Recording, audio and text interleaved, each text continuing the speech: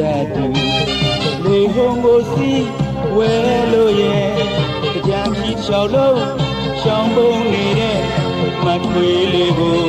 လိုက်လို့ရှာမယ်တွေ့ရင်တော့ကွယ်တွေ့ပိုက်လို့ထားလိုက်မယ်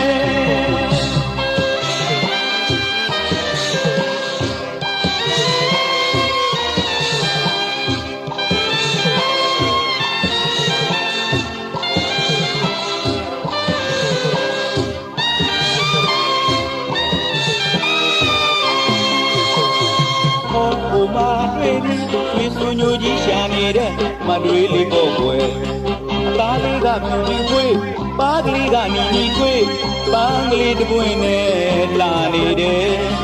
သားလေးကဖြူဖြူခွေးပါးကလေးကနီနီခွေးပန်းကလေးတပွင့်နဲ့လာနေတယ်ပြေးလို့အောင်ပြေးချောင်းငယ်ရည်နဲ့ဆေးအဝေးလို့အောင်ပြေးပညာရည်နဲ့စီကြမယ်ဆိုညိုကြီးဖြစ်တတ်သူလေဟုံကိုစီဝဲလို့ရဲ့ကြံခီတစ်လျှောက်လုံးရှောင်းပုံနေတဲ့မတွေးလေးကိုလိုက်လို့ရှာမယ်တွေ့ရင်တော့ကွယ်တွေ့ပိုက်လို့ထားလိုက်မယ်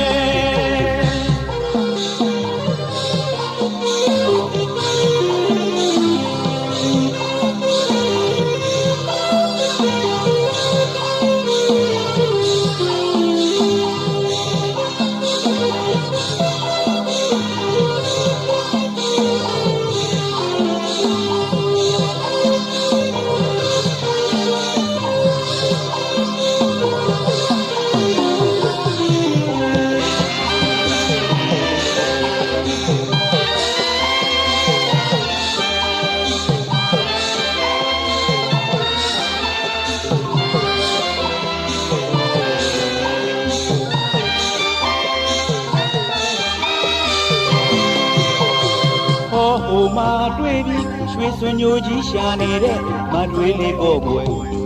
သားလေးကဖြူခွေးပါးလေးကနီနီထွေးပန်းလေးတပွင့်နဲ့လာနေတယ်သားလေးကဖြူဖြူခွေးပါးလေးကနီနီထွေးပန်းလေးတပွင့်နဲ့လာနေတယ်ပြေးလို့အောင်ပြေးချောင်းငယ်ရည်နဲ့ဆေးအဝေးလို့အောင်ပြေးတင်းညံရည်နဲ့ဆေးကြမယ်ဆိုညိုကြီးဖြစ်တဲ့သူဒီဘုံကိုစီဝဲလို့ရဲ့အကြံကြီးကြောက်လို့ချောင်းပုံနေတဲ့မတွေးလေးကိုလိုက်လို့ရှာမယ်တွေ့ရင်တော့ကွယ်တွေ့ပိုက်လို့ထားလိုက်မယ်တွေ့ရင်တော့ကွယ်တွေ့ပိုက်လို့ထားလိုက်မယ်တွေ့ရင်တော့ကွယ်တွေ့ပိုက်လို့ထားလိုက်မယ်တွေ့ရင်တော့ကွယ်by lo thalai me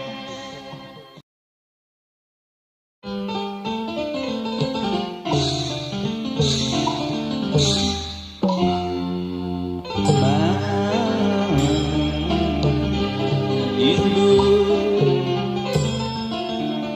jai lai phong pin pian ju ji biu di pwa sin nwe de du ngang ngwe biu le lang ga sin yu ma nwe yin du nan san de piu biu di ne lo myu ma maung we la po atu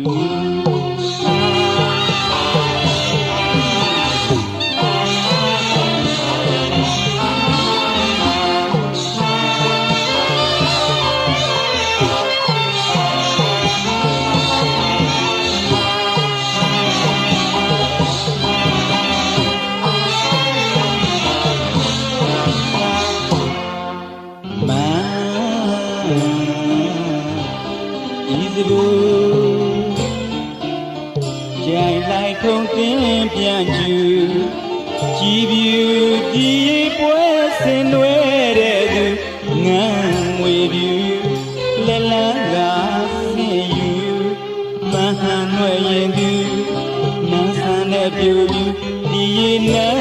go nyu ma ma we la po atu ta le piu biu phật mya dwe yi du ta le piu biuပရမညာတွေရည်သူရွှေမန်းသူလို့ခေါ်မှုအ ကိုတွေများနဲ့ညီမများနဲ့တော်တော်များနဲ့လွှဲပြောကြသူလှပါတယ်ဆိုလာလေးသူလှတယ်ဆိုလာသူလာသူလှပါတယ်ဆိုလာလေးသူလှတယ်ဆိုလာသူလာသူရွှေမန်းသူလို့ခေါ်မှုမဟန်ရွယ်ရင်သူမန်းဆန်းနဲ့ပြိုပြူဒီရေနန်းကိုမြို့မှာဝေးလာပေါ်အတူ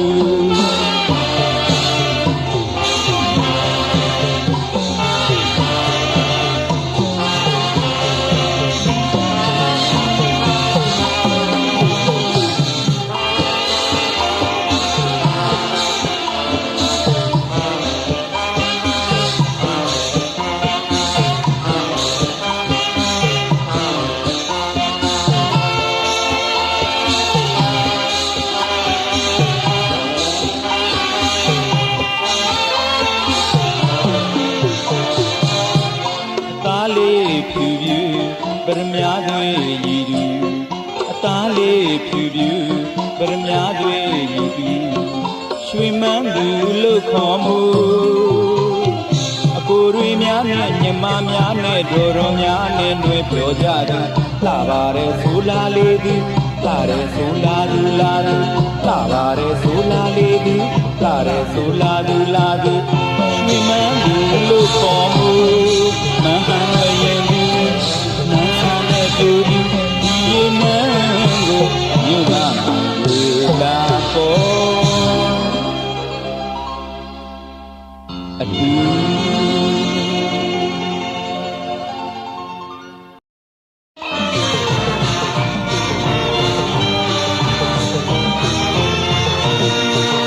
ပင်ပြင်းမြန်ဘရဝါလေးပန်းစင်ချောသူခင်မတော်ပြင်းလာကိုရင်နှစ်တည်းကူပွဲမှာသူစီပြောမျိုးရှင်နောက်ကပြန်လဲတွေ့ရင်နှုတ်ဆက်มาလိုက်စကားထွန်းတော်မေးခြင်းသင်ကြံတွင်ကိုပင်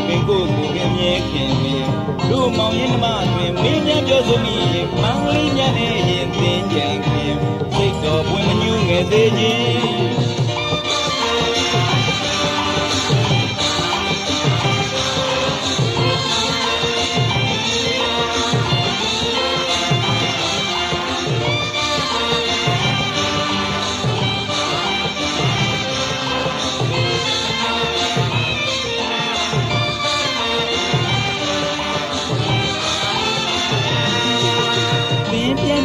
ဝါလေးပန်းစင်ကျော်သူခင်မတော်ပြူကလာလို့ရင်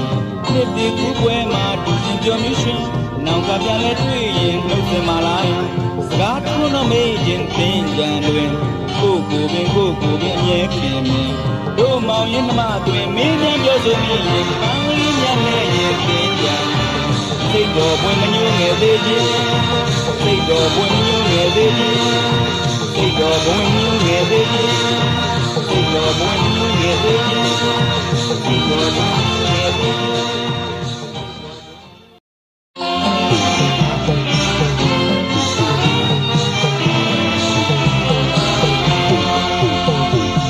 တော့ပန်းလေးဒီဝဝရွှေပြန်ပြိုင်လို့လေစီမံကြပြန်မယ်ပြီလာလို့တာပဲလေမိဗလာလေးနဲ့ဒီဘူးဒီဉာဏ်ပြူဓမ္မတွေသူပြန်ပြီးမလာရင်သူပြီးလိုက်တဲ့နေမြင်ရသူရင်ဝမယ်ဒီအေးမြပဲသူနာကနှစ်တိုင်းမင်းခွာနိုင်ဘူးပေါ့လေရင်စားတာသူကျုံပထိုင်လေးနဲ့မေမောင်တို့တွေလာပေါ့လေဒီရေနန်းတဲ့ကွေသမင်းပြေသူမျက်လုံးဒီကျွင်တန်တာပဲလှလို့ပဲနေတဲ့ဒီလုံးမေ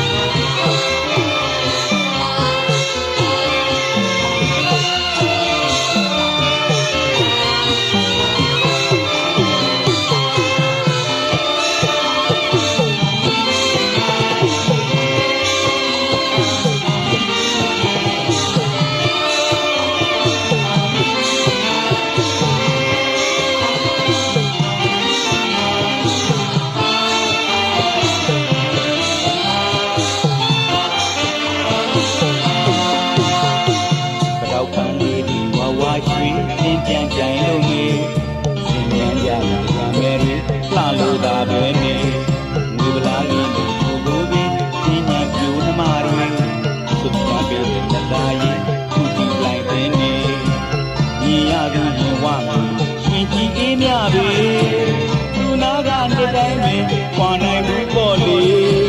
ရင်စကားသူပြုံးပချိုင်ကလေးနဲ့မေမောင်တို့တွေလာပေါ့လေဒီရင်နန်းတဲ့ပွေသမင်းမျိုးသူမျက်လုံးယူဆွင်တန်တာပဲလာလို့ပဲနေတင်ဘလုံးမေပဲပြန်လို့ဆိုစေလောင်ပါနဲ့မေလာလုံးလို့လာရှာသူကိုမိပါနဲ့လေပဲပြန်လို့ဆိုစေလောင်ပါနဲ့မေလာလုံးလို့လာရှာသူကိုမိပါနဲ့လေလောင်လိုက်ပဲလိုက်တဲ့ညာလေးချမ်းစီလန်းစီပညာမောင်များတဆူမိဘူးလေ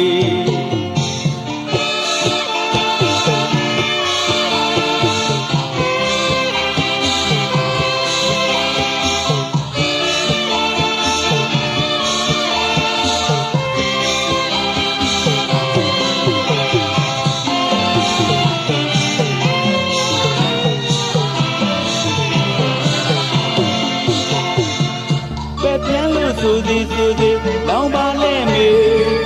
လာလုံးလို့လာရှာသူကိုမိပါနဲ့လေပဲပြန်လို့ဆိုစေလောင်ပါနဲ့မေလာလုံးလို့လာရှာသူကိုမိပါနဲ့လေလောင်လိုက်ပဲလိုက်တဲ့ညာလေးချမ်းစီလန်းစီပညာမောင်များမြတ်စွာဘုရား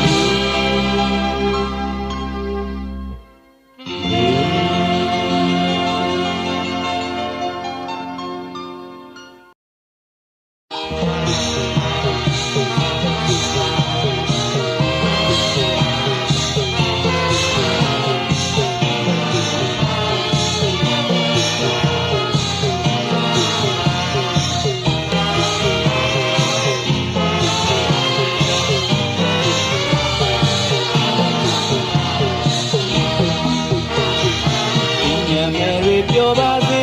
ချွေမမြို့မှာတည်လျံဖို့ရာဩဝင်ငန်းမြို့မှာလာပြီညမယ်တွေပြောပါစေချွေမမြို့မှာတည်လျံဖို့ရာဩဝင်ငန်းမြို့မှာလာပြီဒီချိန်ဒီကားရွှေဝါမြေအလားပေါင်းစုရာဒုတိယပြီစတုမဟာဘုံတောင်းရှာမယ်တင်ကလေးမမြို့သူလာဆုံးပြီဒီချိန်ဒီခါရွှေဝါမြေအလားပေါင်းစုရာသူတိတာပြီစတုမဟာဘုံတောင်းရှာမယ်တင်ကလေးမမြို့သူလာဆုံးပြီထင်းလို့ဆိုပါစေအမကြီးတို့ရေထင်းလို့ဆိုပါစေညီမလေးတို့ရေထင်းလို့ဆိုပါစေအမကြီးတို့ရေထင်းလို့ဆိုပါစေညီမလေးတို့ရေပြုံးလည်းမပြတ်ပေါင်းစိတ်လည်းရှိရှိလောင်းတော့လေွယ်ပင်သူလုံးမေဒီလိုပဲမြဲတွေ့နေခါတွေဥပန်းပြေအဒီကောင်းနဲ့ကပါပြီပန်းအားပြီ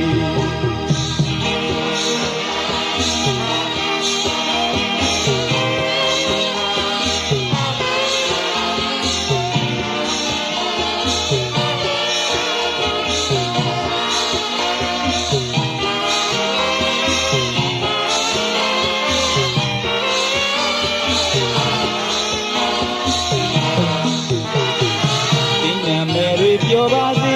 ချွေမမြို့မှာတည်လျံဖို့ရာဩဝင်ငန်းမြို့မှာလာပြီပညာမယ်တွေပြောပါစေ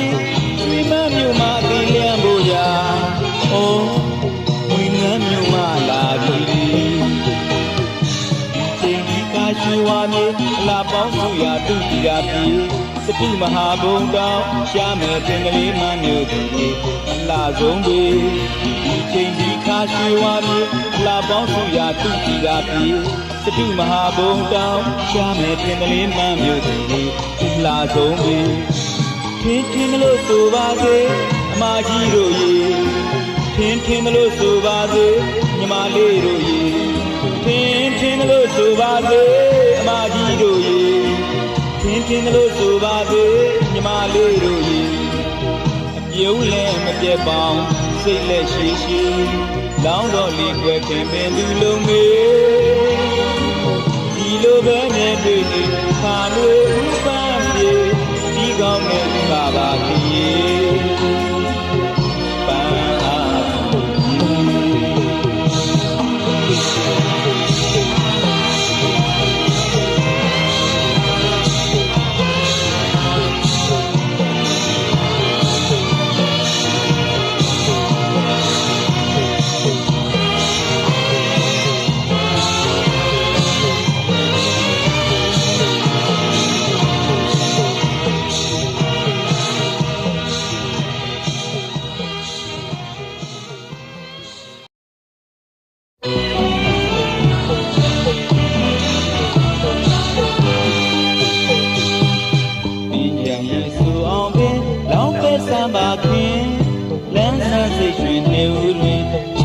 ကြလေငန်းငွေမောင်လာပြီးခေလမ်းလို့စီကြိုရင်ဝမ်းမြောက်လို့ပင်စိတ်ထဲတွင်အေးမြကြည်သာလွင်မန်းသူမြူရဲ့ပြုံးရိပ်တွင်တင်ညာရည်တဲ့အေးတယ်လို့ပဲ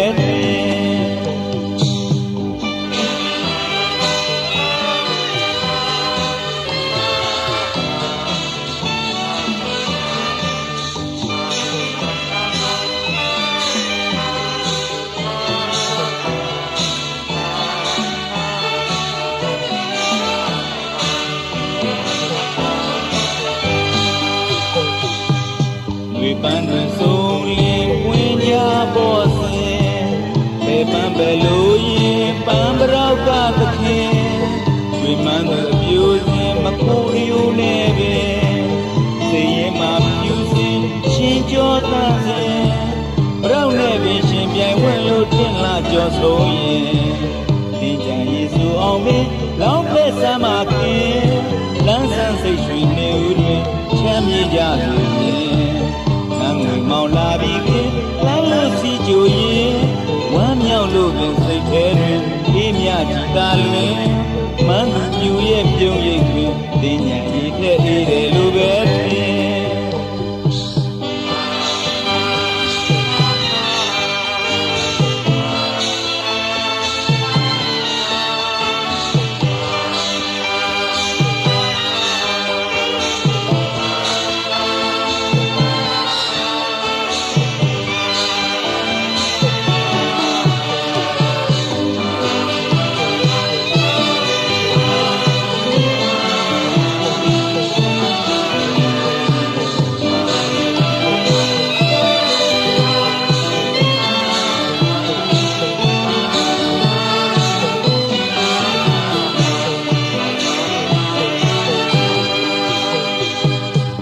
ပန်းတွင်ဆုံးလင်းပွင့်ကြပေါ်စဉ်ပဲပန်းပဲလို့ရင်ပန်းပရောက်ကသခင်ဝိမန်းသူအပြူစဉ်မခိုးရိုးနဲ့ပင်စိတ်ရင်မှာပြူစဉ်ရှင်ကျော်သန့်စဉ်ပရောက်နဲ့ပင်ရှင်ပြိုင်ဝင်လို့တင်လာကြော်ဆုံးရင်ဒီကြယေစုအောင်ပင်လောင်းပဲဆမ်းပါခင်လမ်းဆန်းစိတ်ရွှေနေဦးတွင်ချမ်းမြေကြစေမောင်လာပြီးလမ်းလို့စီကြိုရင်ဝမ်းမြောက်လို့ပင်စိတ်ထဲအေးမြသာလွင်မန်းသူမြူရဲ့ပြုံးရိပ်တွင်တင်ညာရည်တဲ့အေးတယ်လို့ပဲ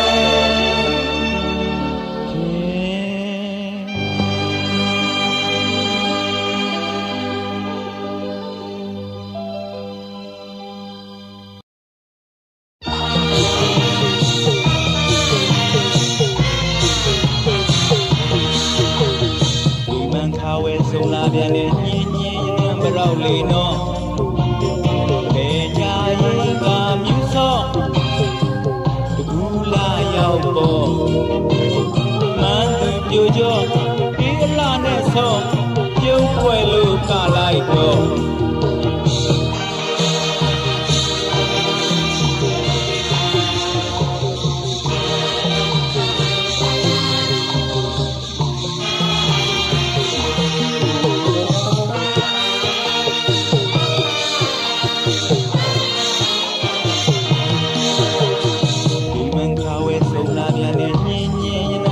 လေးနော်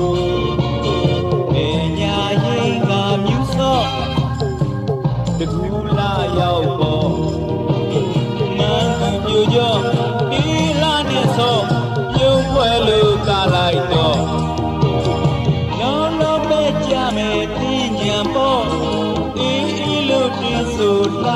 ကျော်လောင်းလောင်းပဲကြမယ်သင်ကြံပေါ်အေးအေးလို့တေးဆိုလာရင်ကျော်ယေစုလာသေးတော့မိမြူရဲ့ချမ်းပေါ်ဝင်းနေကြီးလို့ဒီနေ့ကုန်ပြောချင်းပြောပေါ်မန်းသူပြူကျော်ဒီလာနဲ့ဆိုကျုံးွယ်လို့ကလိုက်တော့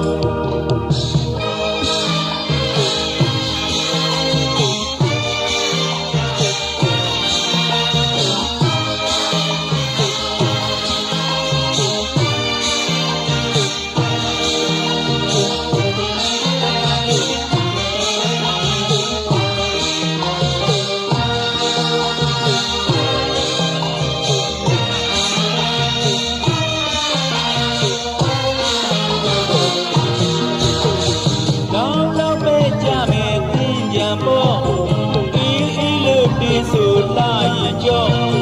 လောင်းလောင်းပဲကြမယ်တင်ကြံပေါ်အေးအေးလို့ပြေဆိုလာရင်ကြောယေစုလာသေးတော့ဒီမြရဲ့ချမ်းပေါ်လွေးနေကြီးလို့ဒီနေ့ကုန်ပြောရင်ပြောပေါ်မန်းသူတို့ဒီလာနေတော့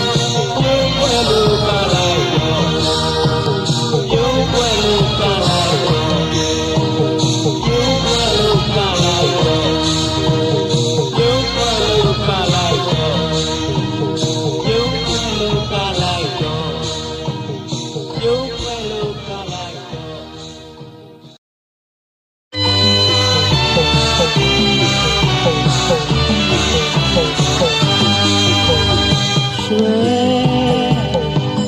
မရှိအောင်သူတကိုရွှဲရှိုးကလေးတွေပြတ်သွားပြီပဲ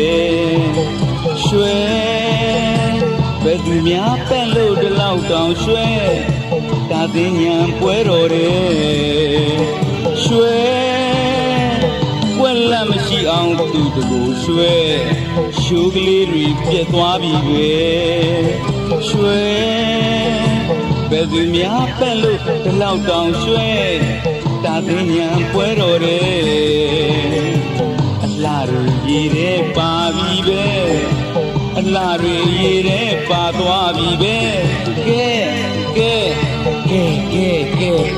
ဘယ်လိုလုပ်ကြမလဲဒီကိုယ်လုံးရွှဲ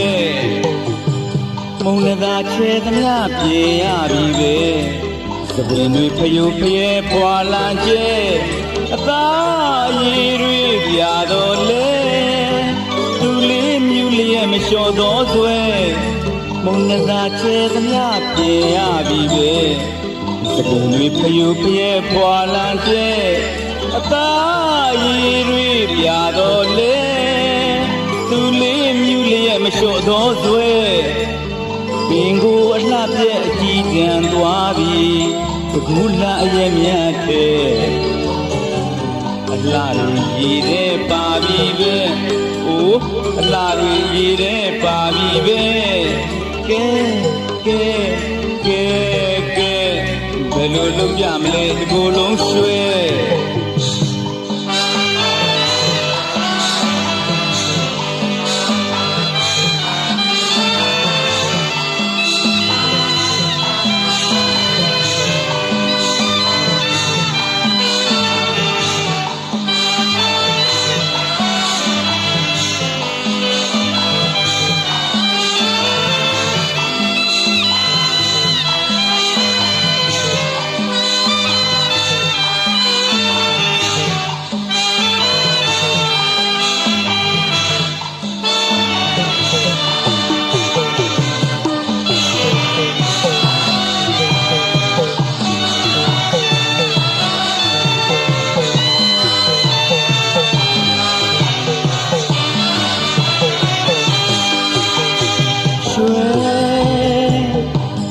မရှိအောင်သူ့ကိုရွှဲ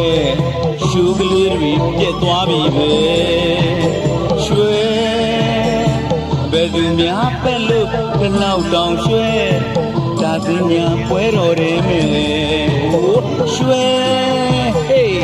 ကွက်လက်မရှိအောင်သူ့ကိုရွှဲရှူကလေးတွေပြက်သွားပြီပဲရွှဲဘယ်သူများပက်လို့ဒီလောက်တောင်ရွှဲဒါ သိညာပွဲတော်တဲ့အလားတွေရေတဲ့ပါပြီပဲအချစ်ရေအလားတွေရေတဲ့ပါသွားပြီပဲကဲကဲကဲကဲဘယ်လိုလုပ်ကြမလဲတကိုယ်လုံးရွှဲမုံနဲ့သာချဲသမျှပြေရပြီပဲသပင်တွေဖျူဖျဲဖွာလန်ကျဲအသားရည်တွေပြတော်လေသူလေးမြူလေးမလျှော်သောတွဲမုံနဲ့သာချဲသမျှပြေရပြီပဲ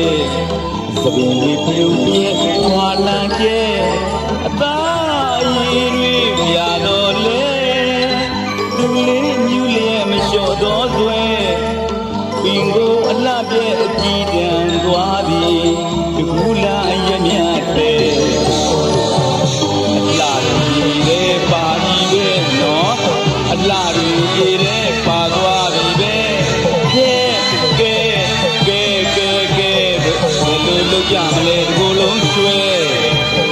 ကဲကဲကဲကဲ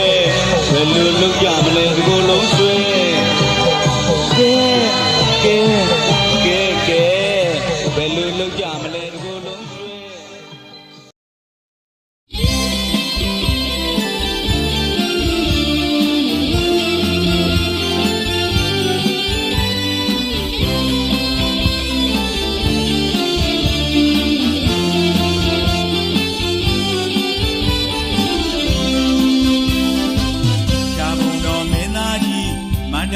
ရောက်ခဲ့ပြီ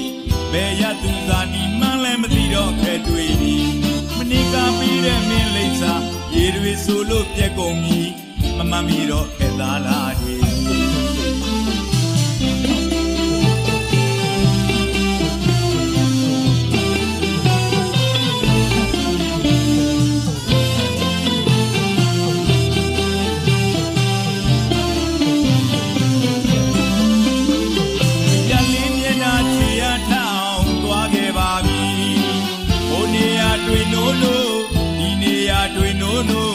မင်းသားကြီးအလွမ်းသာကနေတဲ့ကူနေပြီ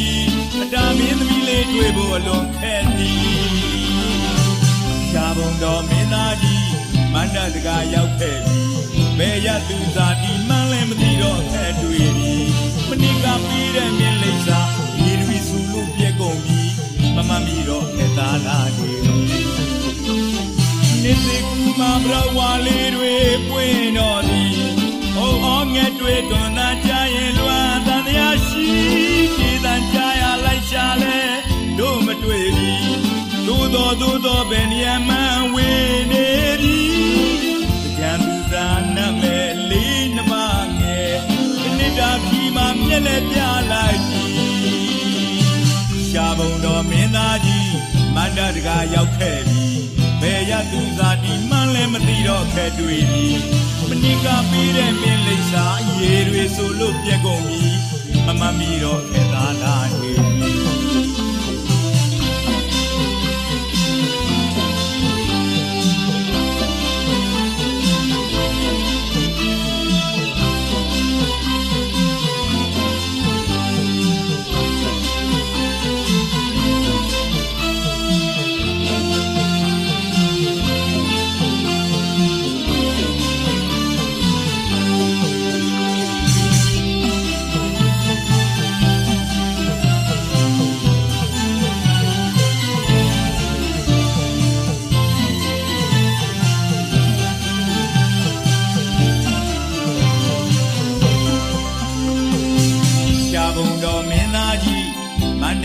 ရောက်ခဲ့ပြီဘယ်ရသူသာဒီမှန်းလည်းမသိတော့ခဲ့တွေ့ပြီမနိကပြီးတဲ့မင်းလိမ့်စာရေတွေဆိုလို့ပြက်ကုန်ပြီမမမီတော့ခဲ့သားလားတွေအရလေးမျက်နှာချီရထအောင်သွားခဲ့ပါပြီဟိုနေရာတွေ့နိုးနိုးဒီနေရာတွေ့နိုးနိုးမင်းသားကြီးအလွမ်းဇက်ကနေတဲ့ကူနေပြီအတာမင်းသမီးလေးတွေ့ဖို့အလွန်ခက်သည်ရှားဘုံတော်မင်းသားကြီးမန္တတကာရောက်ခဲ့ပြီဘယ်ရသူသာဒီမှန်းလည်းမသိတော့ခဲ့တွေ့ပြီမနိကပေးတဲ့မင်းလိမ့်စာရေတွေဆိုလို့ပြက်ကုန်ပြီမမမီတော့ခဲ့သားလားနေပြီနှစ်သိ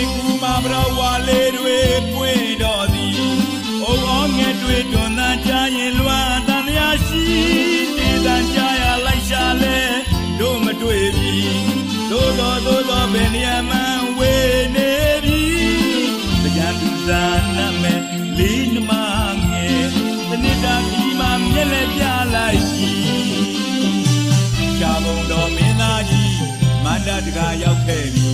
ဘယ်ရသူစားဒီမှလည်းမသိတော့ခဲ့တွေ့ပြီမနစ်ကပေးတဲ့မင်းလိပ်စာရေတွေဆိုလို့ပြက်ကုန်ပြီမမမီတော့ခဲ့သားလာနေပြီ